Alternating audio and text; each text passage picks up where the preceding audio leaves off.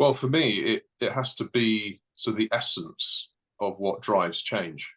And if you either pay lip service or you don't fully involve and engage with the voice of parents and children and young people, my whole brief was dominated by essentially listening to them and developing policy off the back of it. Unless you do that, you will create something which bears very little resemblance to the reality of their lives and won't have the potential to have the real life impact that you're seeking to achieve.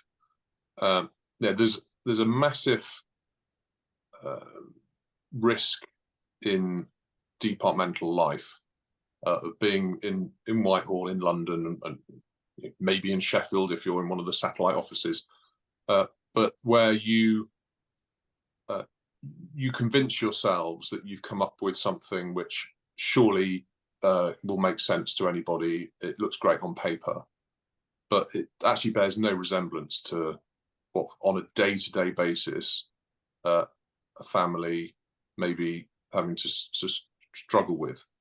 Without that insight, first of all, you end up making bad decisions, bad law, misinformed guidance, or whatever it may be. But also, I don't think you ever get to the heart of the sense of what you're there to do. What's your motivation for these families? I think you've got to really care. You've got to really care about them and their lives, and use that as what pushes you forward and remain committed to achieving what the vision that you've established with them.